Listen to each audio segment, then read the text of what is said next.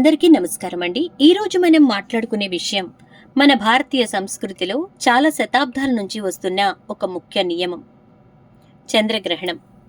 మార్చి 3వ తారీఖున ఏర్పడబోయేటటువంటి చంద్రగ్రహణానికి సంబంధించి మనం ఎలాంటి ఆహారం తినకూడదు, ఎందుకు తినకూడదు, ఇలా ఎన్నో విషయాల గురించి మనం ఈ వీడియో ద్వారా ప్రస్తావించుకోబోతున్నాం. కాబట్టి ఈ వీడియోని ఎక్కడా స్కిప్ చేయకుండా చివరి వరకు చూడండి. పూర్తిగా మీకు అప్పుడు అర్థమవుతుంది.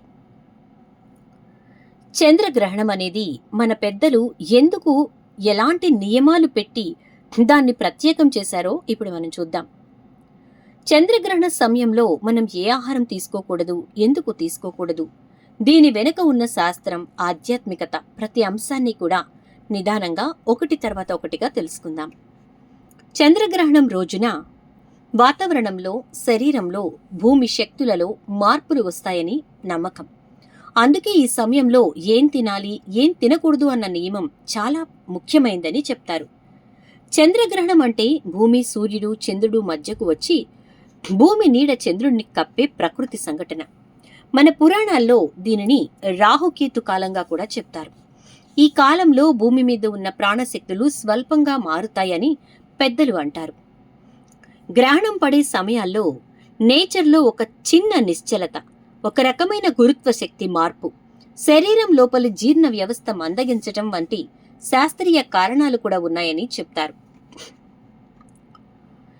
పెద్దలు చెప్తారు, గ్రహణంలో శక్తి మారుతుంది, శరీరం ప్రశాంతమవుతుంది.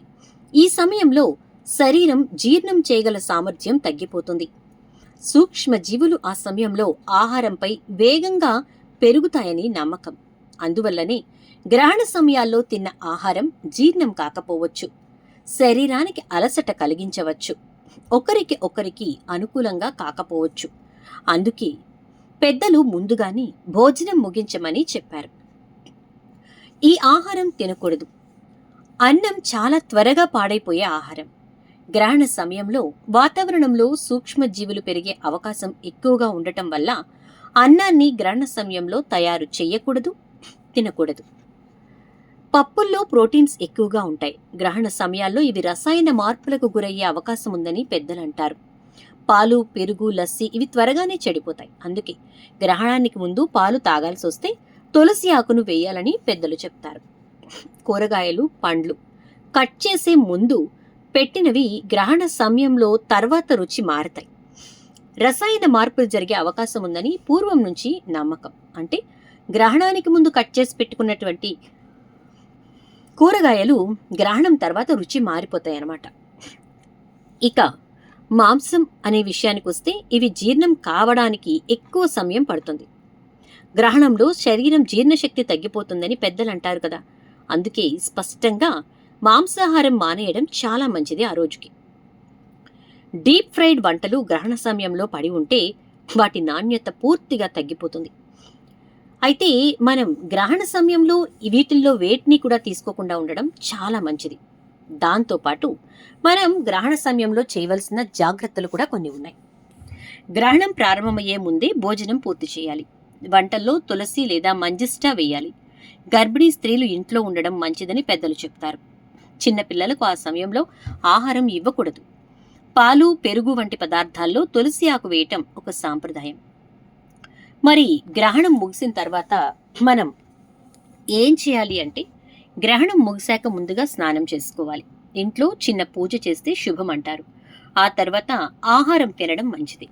గ్రహణ సమయంలో ఉంచిన ఆహారం కొంతమంది పూర్తిగా పారేస్తారు. తర్వాత కొత్తగా వండిన ఆహారం తీసుకోవాలి. ఈ సమయంలో పాత ఆహారాన్ని ఫ్రిడ్జ్లో పెట్టినా అదే రోజు తినకుండా ఉండడం మంచిది. ఇది సాంప్రదాయం మీద ఆధారపడి ఉంటుంది. గ్రహణం తర్వాత కొత్తగా వండినటువంటి వేడివేడి ఆహారం తినడం చాలా మంచిది. ఇక చంద్రగ్రహణం అనేది కేవలం ప్రకృతి సంఘటన కాదు, మన శరీరానికి, మనస్సుకు విశ్రాంతినిచ్చే సమయం కూడా. పెద్దలు చెప్పిన నియమాలు పాటిస్తే ఆరోగ్యానికి, ఆధ్యాత్మికతకు రెంటికి మంచిది. మరి ఈ వీడియో మీకు ఎలా అనిపించిందో తప్పకుండా చెప్పండి. ఈ వీడియో మీకు ఉపయోగపడితే లైక్ చేయండి, అలాగే షేర్ చేయండి. మా ఛానల్ను సబ్స్క్రైబ్ చేసుకోండి. మళ్ళీ ఒక మంచి వీడియోతో మళ్ళీ కలుస్తాం. నమస్తే, శుభం.